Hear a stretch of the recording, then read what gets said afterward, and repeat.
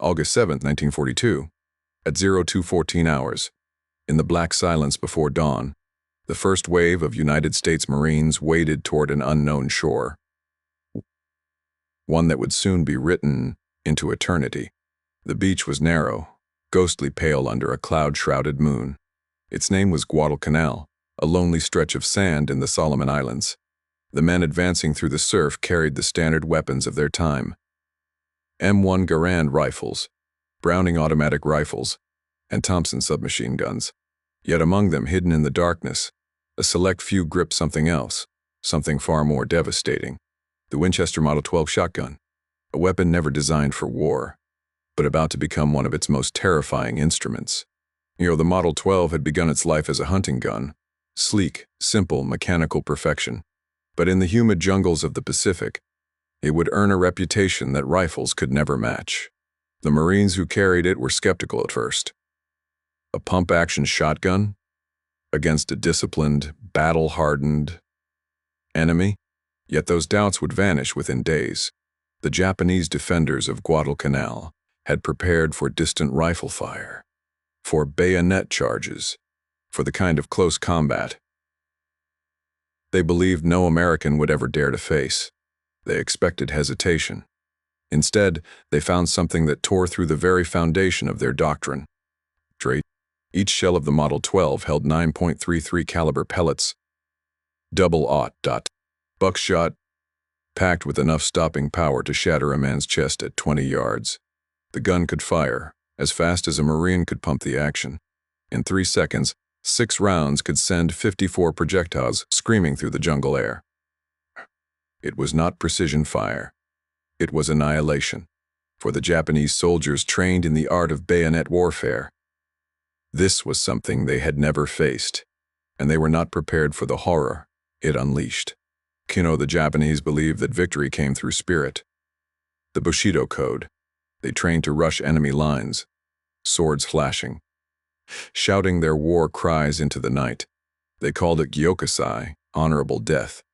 But that philosophy met brutal reality when faced with American shotguns. The Winchester Model 12 did not care for honor. It cared only for survival. In the thick, choking vegetation of Guadalcanal, where visibility shrank to mere feet, a single Marine with a shotgun could hold off a dozen men. The mechanical cha-chunk of the pump action became a sound that froze blood in the veins of enemy soldiers. Only 2 weeks after the landing came the test that would define the weapon's legacy: the Battle of the Tenneru River, August 21st, 1942. Colonel Kiyonawi Chiki, a proud and ruthless officer, beetled nearly 900 Japanese soldiers in a night. Assault across a shallow sandbar. Their goal was to drive the Marines into the sea. It was exactly the kind of close-quarters fight the Japanese army glorified. The moon hung low, the river shimmered faintly, and then movement.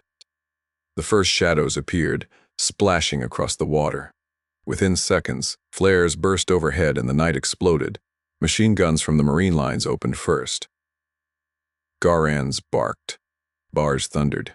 But it was in the pitch-black corners of the fight, where the jungle pressed tight and the enemy came crawling, that the shotgun ruled supreme.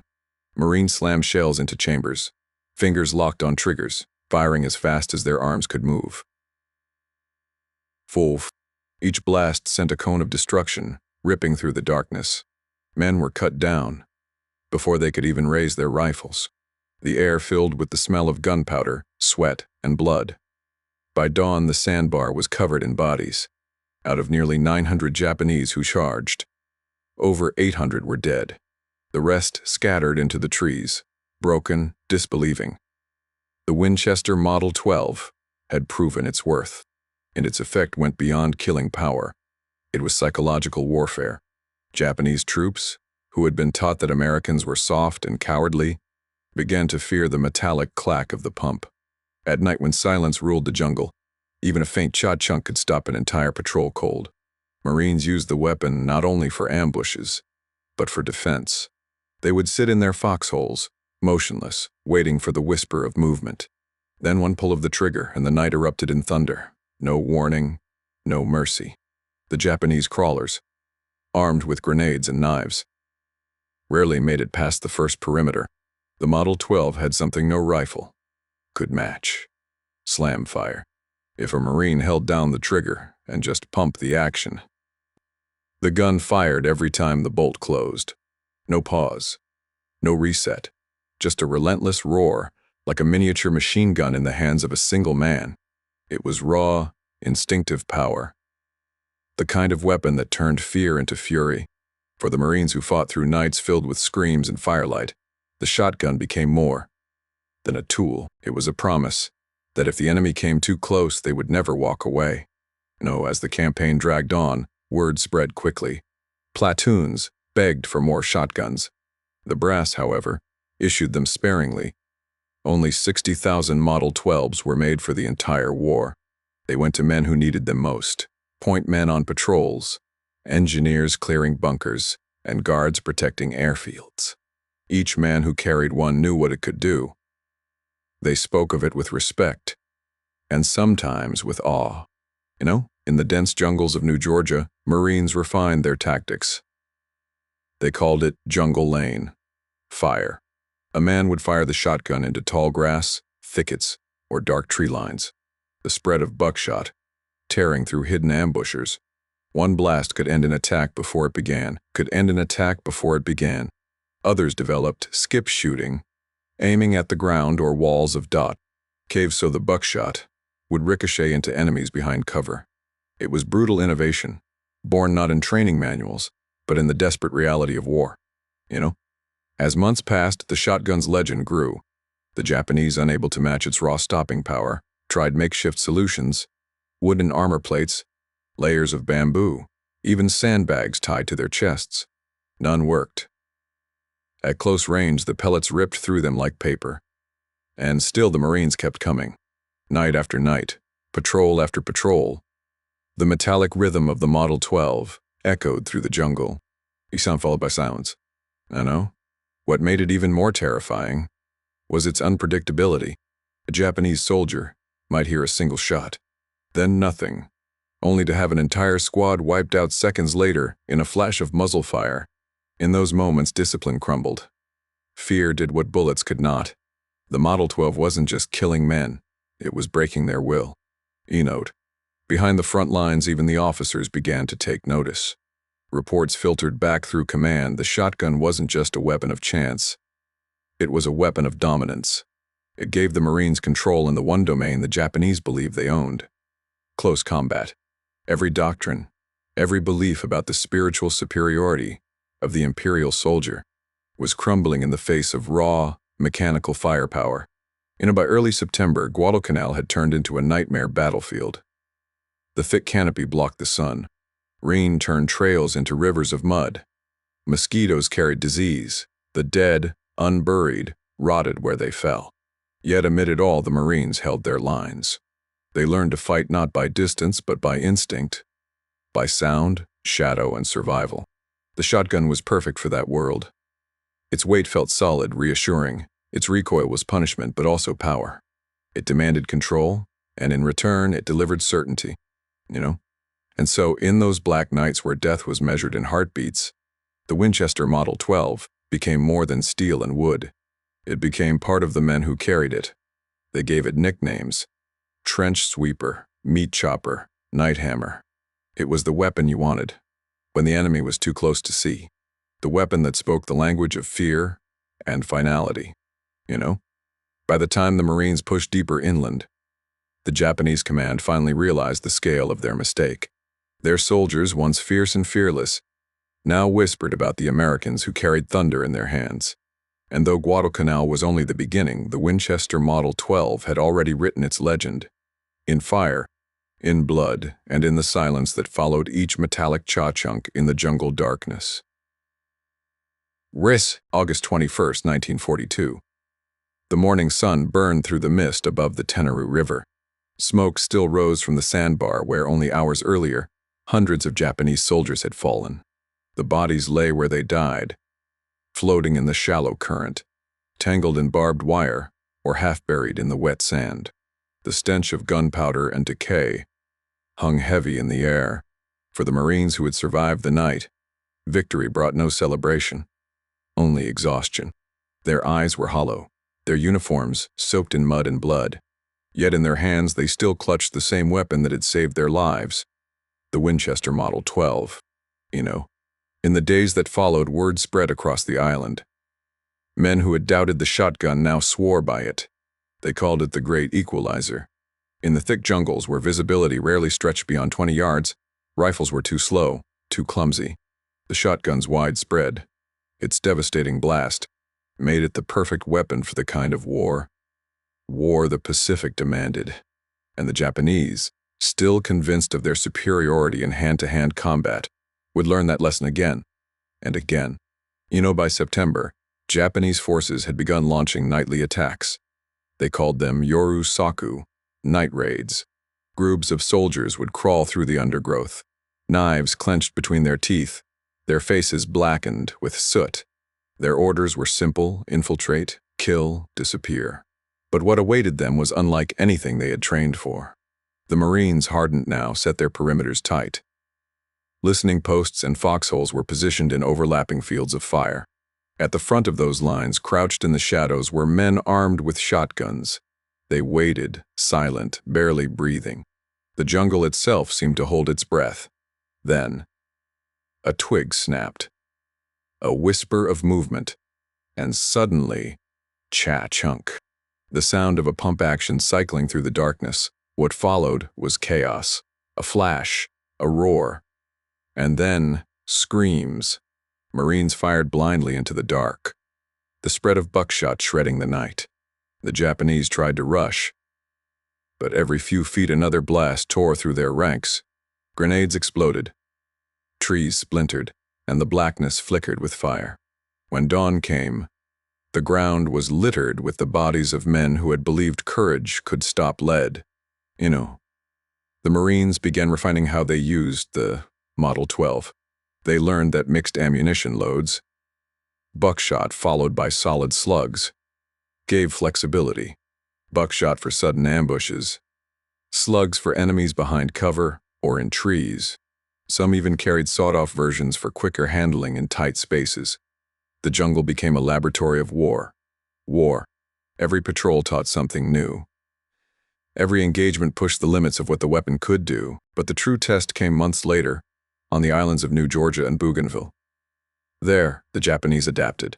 They built hidden bunkers of logs and coral with narrow slits for rifles. They dug tunnels that connected entire hillsides. They turned the jungle itself into a fortress. To fight that, rifles and grenades weren't enough. Marines had to get close, too close, and that's where the shotgun ruled. Marines learned to move in pairs. One man carried a Thompson or BAR, the other a Model 12. They advanced carefully, firing into every shadow, every crevice that looked unnatural. When they found a bunker, they'd crawl to its edge, yank the pin from a grenade, and toss it inside. As the explosion echoed, the man with the shotgun stepped forward, firing through the smoke, ensuring no one crawled out alive. The pellets tore through wood and flesh alike. Inside those bunkers, there was nowhere to hide, and in the chaos of these close battles, even the sound of the weapon became a weapon. The sharp metallic rhythm, cha-chunk, boom, cha-chunk, boom, was enough to break the nerve of any soldier, hearing it echo through tunnels. Survivors described it as the sound of doom. Marines described it as comfort. It was proof they still had control. By late 1943, the Pacific War had evolved into something far more brutal. Every island was a nightmare of heat, disease, and death. And with each battle, the shotgun proved its worth again. On the beaches of Tarawa, Marines waded through chest-deep surf under machine gun fire, clutching their weapons above the water. When they reached the seawall soaked and shaken, they had no time to think. The Japanese were waiting in bunkers and pillboxes just beyond. The Model 12 roared to life once again. Marines fired through firing ports across trenches into sandbag emplacements. Buckshot ripped through enemy lines faster than they could react. Tarawa lasted only 76 hours. But in that time, over 4,000 Japanese soldiers died. Many fell to machine guns and flamethrowers, but in the chaos of trenches and bunkers, the shotgun was king. It cleared tunnels, shattered ambushes, and gave the Marines their most primal advantage: the ability to dominate fear itself. And yet, the most horrific test was still to come. On Iwo Jima and Okinawa. By then, the Japanese had perfected their fortress warfare. Caves honeycombed entire mountains. Soldiers waited underground for days, sometimes weeks, before emerging to attack. In that hellscape, the Model 12 once again became the weapon of choice for close assault. Marines learned to skip shoot, bouncing buckshot off cave walls, letting the pellets ricochet through tight spaces. The sound was nightmarish, ricocheting metal tearing through air, bouncing in all directions, cutting down anything inside. Survivors said it felt like the air itself had turned into a weapon. On Okinawa, things grew worse. The Japanese launched massive banzai charges. Waves of men screaming and running straight into American fire. Machine guns cut them down. But when they reached the lines, it was the shotgun that held the gaps. Marines stood shoulder to shoulder, firing as fast as their arms could move. Every blast sent another man spinning to the ground. The battlefield turned into a storm of lead and flesh. Even hardened veterans called it the closest thing to madness they had ever seen. By the end of the Pacific Campaign, the Winchester Model 12 had earned its place in legend. It was never mass-produced. Only about 61,000 were made. But those who carried it spoke of it as something sacred. It had saved their lives in moments when everything else failed. It was the weapon that turned terror into control, panic into power. The enemy never found a counter. Their doctrine of night attacks, infiltration, and close combat had been crushed, not by numbers, not by strategy, but by the simple brutality of American innovation. When the war ended in 1945, the Winchester Model 12 went home with the men who had carried it. Some kept them as trophies, others as memories. A few still used them for what they were originally built for: hunting. But for those who had seen what it could do, the sound of that pump action would forever carry the echo of war. The echo of Tenneru, Darwa, Iwo Jima. The echo of the Pacific. Because in the end, the Winchester Model 12 was not just a shotgun.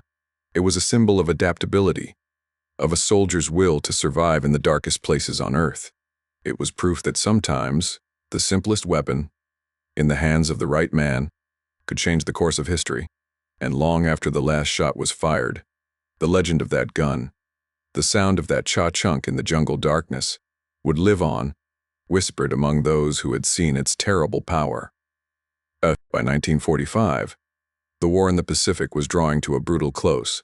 The skies over Japan burned with the fires of bombardment, and across the islands, silence began to replace the endless thunder of battle.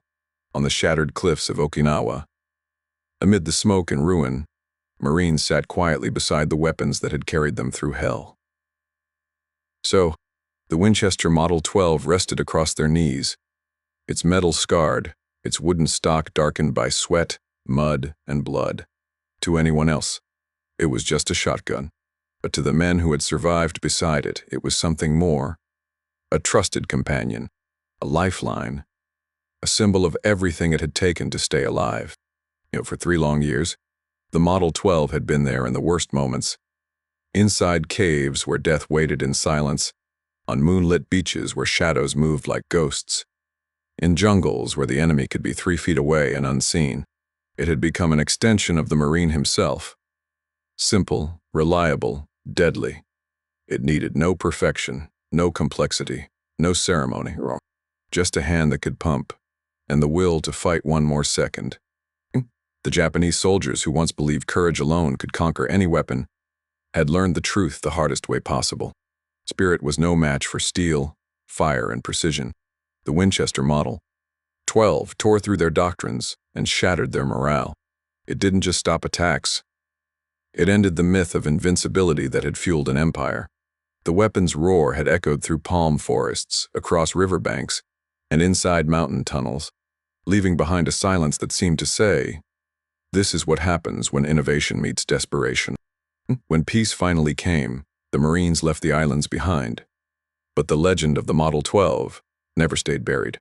It served again in Korea, where night raids once more filled the mountains, and again in Vietnam, where the jungles looked all too familiar. Decades later, soldiers still spoke of its reliability, its power, and the sound that haunted every battlefield. The sharp, mechanical cha-chunk that meant life or death. Even as modern shotguns replaced it, the spirit of the Model 12 lived on in every weapon built for close-quarters combat. Today historians call it the gun that should never have worked, but did. Collectors restore it, museums display it, and veterans remember it. For them, it's not just an artifact of war. It's a story of adaptation, courage, and survival against impossible odds. The Winchester Model 12 was more than a firearm. It was a message that in war, it's not always the biggest army or the most advanced machine that wins. It's the soldier who learns, who adapts, who refuses to die quietly in the dark. From Guadalcanal to Okinawa, through mud, rain, and terror, the Model 12 spoke with one voice, a thunder that would never be forgotten.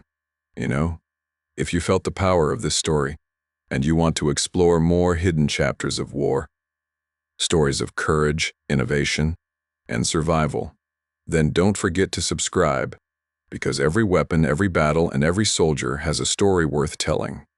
And this is just the beginning.